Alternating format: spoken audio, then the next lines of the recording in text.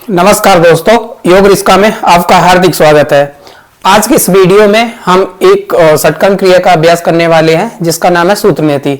वैसे सूत्रनेति क्रिया हम रबर नेति के थ्रू कर चुके हैं, उसका एक मैंने वीडियो बनाया हुआ है, मैंने एक डिस्क्रिप्शन बॉक्स में इसका लिंक भी डाला हुआ है, आप इसको देख लीजिए। बट आज की इस स्पेशल वीडियो में हम इसी अभ्यास को पुनः करेंगे, बट यहाँ पर हम क्या करेंगे, रबड़ की जगह पर सूत्र यूज करेंगे।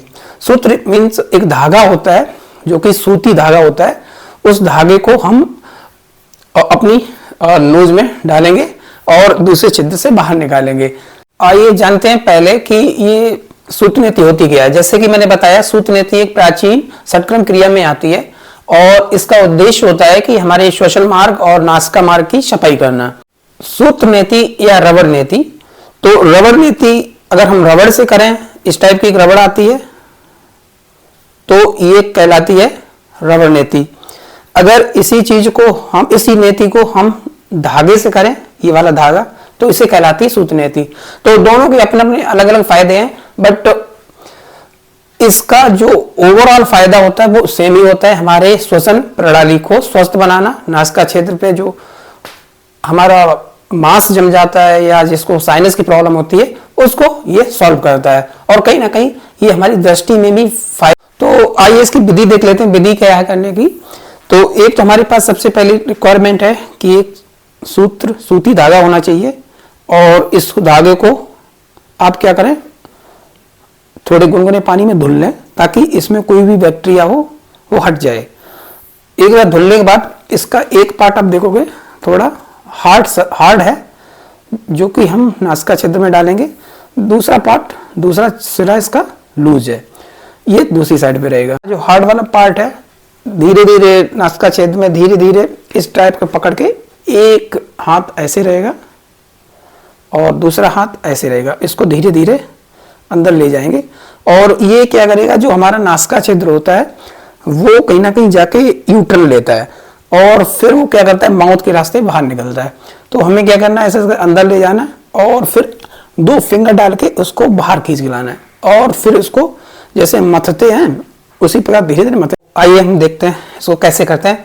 पहले इस अभ्यास को कर लेते हैं, फिर इसके लाभ सावधानियां सबके बारे में बात करेंगे। पहले इसको पकड़ के यहाँ रखते हैं, फिर धीरे धीरे इसको अंदर ले जाते हैं।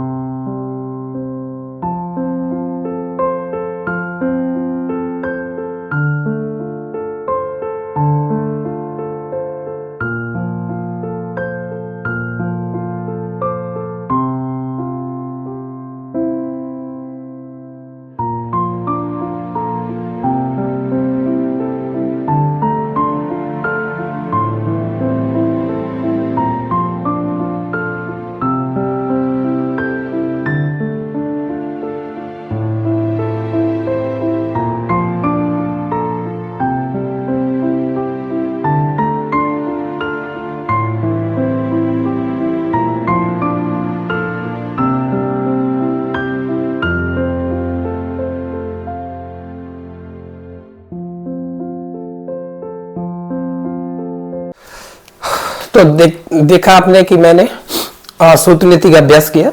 इसमें सूती धागे को मैंने नासिका छिद्र से डाल के दूसरी साइड माउथ से निकाला और उसको थोड़ी देर मथा। और ये थोड़ा हार्ड होता है, अगर रबड़ नेति से हम कंपेयर करें, रबड़ क्या होती है, काफ़ी सॉफ्ट होती है और चिकनी होती है, वो आराम से चली जाती है। सूत्रनेति जो होता है, थोड़ा धागा क्या करते हैं, जो हम अंदर डालते हैं वो गीला हो जाता है, कहीं ना कहीं मुड़ जाता है, बाहर नहीं आता है, तो उसको थोड़ा सावधानी से करना होता है। और क्योंकि धागे की सरफेस थोड़ी हार्ड होती है अगर हम कंपेयर करें रबड़ से, तो रबड़ की सरफेस स्मूथ होती है, इसकी थोड़ी हार्ड होती है, तो ये ऐसा फील होगा कि आपकी नाक को छील रहा है। तो अगर आप न्यू अभ्यासी है तो सबसे पहले आप जलनेति का अभ्यास करें। जलनेति अभ्यास करने के बाद उसका भी मैंने वीडियो डिस्क्रिप्शन लिंक में डाला हुआ है, इसका वीडियो ही बनाया हुआ है। और इसके बाद रबड़ नेति का अभ्यास करें। जब इन दोनों अभ्यासों से आप परफेक्ट हो जाएं, फिर आप सूत्रनेति पे जाएं। डायरेक्ट सूत्रनेति करेंगे तो ये आपके लिए पॉसिबल। आइए कुछ लाभ के बारे में जान लेते हैं कि सूत्रनेति के लाभ क्या हैं। तो इसके लाभ वही हैं जो कि हमारे रबड़ नेति में थे। तो इसकी कोई ऐसा नहीं है कि इसमें कुछ अलग प्रोसेस है, बट थोड़ा करने की विधि अलग है। तो इसके पहले तो नासिका क्षेत्र की सफाई करती है। एक तो इसका ये लाभ है, जैसे आपके बलगम जमा होता है तो कहीं ना कहीं इन्फेक्शन होता है उसकी वजह से, तो उसकी सफाई करती है। दूसरा, ये श्वसन प्रणाली को शुद्ध करती है, श्वसन प्रणाली को मजबूत करती है।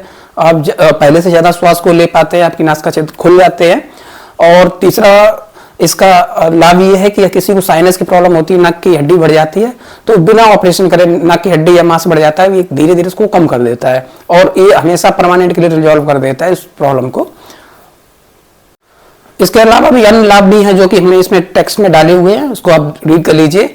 इसके बाद हम देख लेते हैं इसकी सावधानियां क्या है। तो सावधानी ये है कि आपकी नासिका में पहले से ही कोई इन्फेक्शन है, कोई आपको बहुत तेजी से इन्फेक्शन हुआ है, नाक प्रॉब्लम है, आंखों में प्रॉब्लम है, तो इस अभ्यास को करने से बचना चाहिए। या फिर आपका साइनस का आपने जल्दी रिसेंटली सर्जरी कराई है तो इसको एटलीस्ट 2 या 3 मंथ मत करें, और या फिर डॉक्टर की सलाह के बाद ही करें।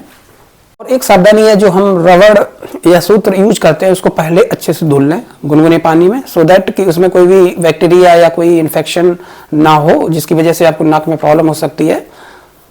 मैं आशा करता हूँ ये योगा अभ्यास आपको समझ में आया, ये शुद्धिकरण क्रिया आपको समझ में आई है, तो आप इसको देखिए और इसका अभ्यास करने की कोशिश कीजिए।